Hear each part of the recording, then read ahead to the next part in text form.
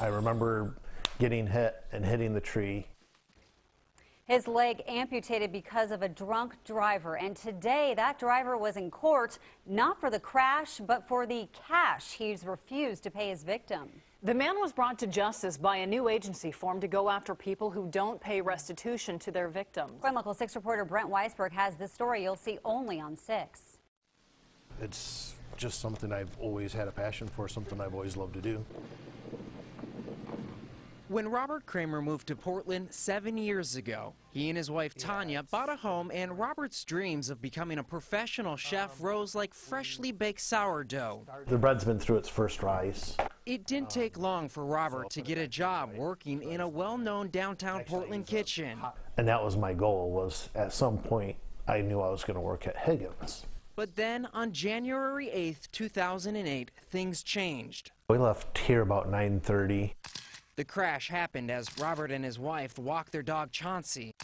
As soon as I bent over, I heard these screeching tires and I looked up. The minivan crushed Robert against a tree. I knew I couldn't move either of my legs or really feel my legs. The driver, Peter Chimuku, was drunk.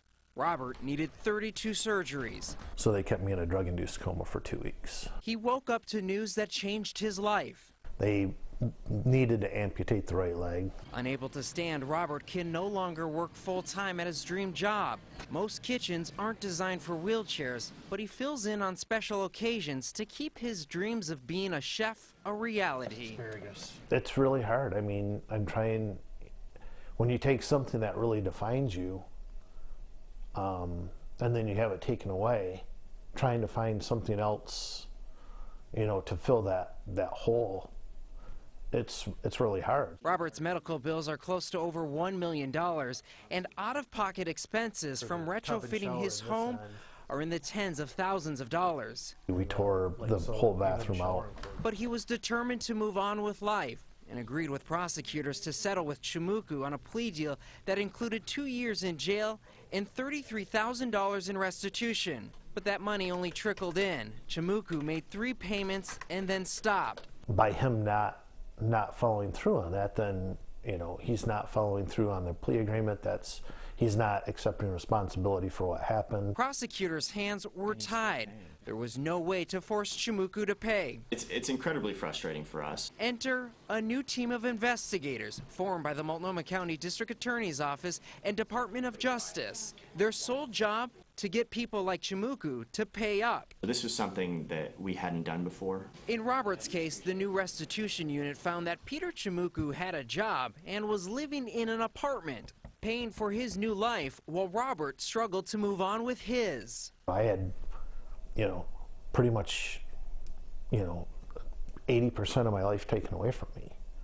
You know, he had 30 months in jail taken away from him. The DA's office got a garnishment on Chimuku's bank account, and the money started coming in. And because of this new unit, there is new faith for Robert that he will be paid, so he can now spend more time in the kitchen, which is where this chef belongs. I sort of think of it as like my oasis of normality.